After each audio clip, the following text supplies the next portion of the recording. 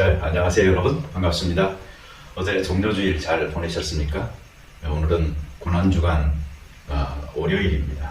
네, 고난주간이라고 해서 뭐 특별하게 생각하지 마세요. 어쩌면은 이러한 것들조차도 날과 절기를 귀중하게 여겨서 정말 하나님의 마음에서부터는 멀어지는 것일 수도 있는 것이니까요.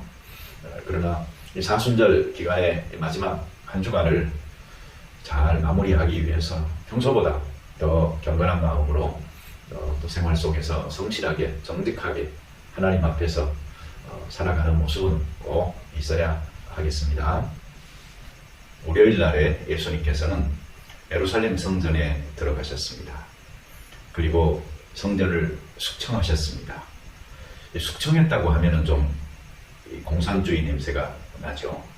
그러니 사실은 청소하신 건데 또 청소했다고 그러면은 품위가 좀 떨어지는 것 같고, 그래서 우리는 성전을 정화시켰다 또는 청결하게 하셨다, 이렇게 말하는 게 좋겠다라는 생각이 듭니다. 자, 성전을 예수님께서 깨끗하게 하셨다. 이것은 굉장히 상징적인 행위였다라고 생각을 합니다. 예수님께서 그 당시에 성전을 어떻게 생각하셨을까 하는 그 단면을 엿볼 수 있는 것이죠. 예수님의 그 정의에 따르면은 성전은 만민이 기도하는 아버지의 집입니다. 그것이 바로 성전이 존재하는 예수님 생각에 가장 첫째 되는 이유가 아니었을까요? 우리는 성전을 기도의 집으로 생각하고 그곳에서 하나님을 만나고 하나님과 교제하고 또 우리의 필요들을 아뢰고 감사하고 또 하나님의 뜻을 이해하고 하는 그런 장소로 삼아야 되겠습니다. 이 건물 자체를 숭배할 이유는 없고요.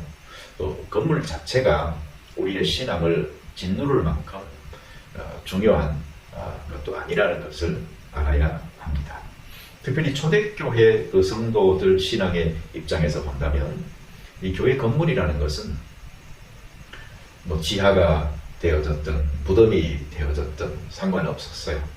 그들은 들이나 강 바닷가에서도 하나님을 예배할 수 있었고 또 기도 처소로 삼을 수 있었던 것이죠.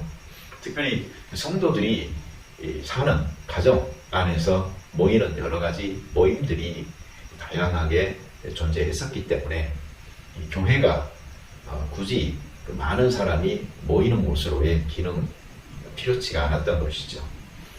그런데 로마가 이 콘스탄틴 대제 때에 기독교를 공인을 하면서 사실 황제들을 위해서 행해지던 여러 가지 의식들이 교회에도 들어왔어요.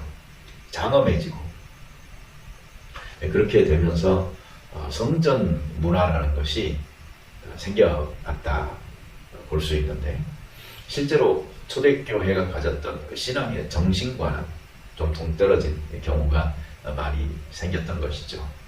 그러니 우리가 형식화되고 또 조직화되고 외식화되어진 어떤 정형화된 그러한 예배의 모습이나 신앙조차 규격화 되어져 버리는 일들을 피하기 위해서는 그 예수님처럼 성전이라는 그 건물에 부여된 어떤 권위를 좀 다른 각도에서 보고 비판적으로 판단해 볼 필요도 있을 것 같습니다.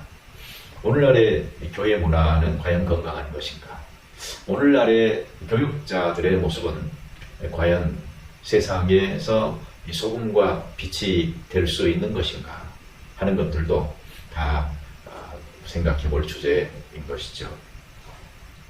교회가 교회답지 않을 때 하나님께서는 이 역사에 항상 새로운 운동들을 일으키시죠.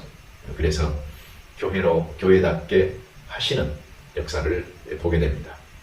사람들은 자기의 욕심에 미혹되어져서 또는 성취와 업적에 쫓겨서 교회의 건강한 모습들을 자꾸 상실하게 만드는데, 그래서 하나님 앞에서 큰 죄악인 것입니다. 하나님의 집이 욕먹지 않도록 그 영광받을 장소가 되게끔 행동하는 것, 우리 모두에게 요구되어지는 일입니다. 예수님께서는 이 필요한 것 때문에 이루어졌던 성전에서의 여러 가지 일들이 완전한 그 사람들의 편리를 봐주는 쪽으로 발전되어서 버린 형태를 바쁘게 말씀을 하신 것입니다. 그들의 그 당시의 예배 의식과 또 로마 식민 통치 아래서의 그 하나님을 어떻게든 잘 예배해 보려고 하던 그 마음에서 만들어진 그 환경이 그 당시의 환경이에요. 그렇지만 그것이 성전 안에까지 들어오고 또 그걸 통하여서 이득을 취하게 되고, 그러니 정말 그 예배의 본질적 정신을 잃어버리는 현상들이 나타나니 예수님께서 그러한 것들에 대한 좀 가혹한 책망을 하신 것이죠. 노끈으로 채찍을 만들어서 이 휘두르기까지 하셨다. 대단한 거 아닙니까? 오늘날 우리가 교회의 개혁을 위하여서 좀 용기 있게 해야 될 것들은 좀 행하는 일들이 있었으면 좋겠습니다. 그리고 이 열매 없는 무화과 나무를 저주하셨다. 사실 우리 개인적 신앙도 그렇고 교회 공동체도 그렇고 열매가 없는 것은 좀 심각한 이야기입니다. 왜 그런 거 아니?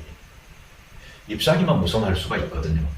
사실 아직 자라지 않아서 그런 건 이해할 수 있습니다. 그러나 잎사귀만 무성하다는 것은 결국은 예수님께 성전의 그 청결함을 강요받을 수 있을 정도로 우리의 신앙의 부분에서 이 부차적인 것들 또는 허영에 관계된 것들이 너무 많이 더덕더덕 붙어있는 모습일 수도 있는 것입니다. 그러니 신앙의 열매가 개인적으로도 잘 맺고 또 공동체적으로도 잘 맺을 수 있도록 최선을 다하십시다. 모든 열매라는 것은 회개에서 비롯되어집니다. 회개가 없이 어떻게 열매를 맺을 수 있겠습니까?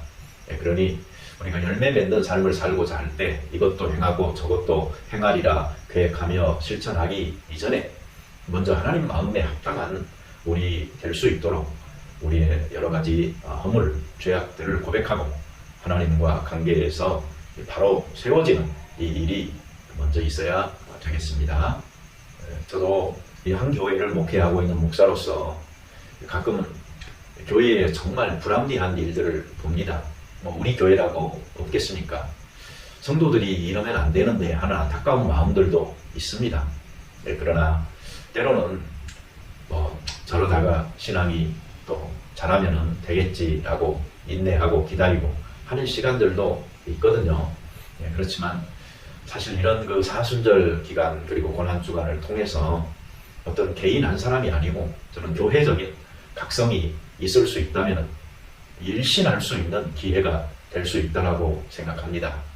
단지 요우죽순으로 여기저기서 몇 사람이 어떤 바램들을 갖는 것으로 그치는 것이 아니고 온 교회가 일심으로 한 마음을 갖고 하나님의 마음에 합당한 교회가 되어져야 한다라는 생각으로 개혁의 깃발을 들어서 정화시켜 나가기 시작한다면 희망이 있습니다. 희망이 있을 뿐만 아니고 희망을 줄 수 있는 교회가 되리라고 봅니다.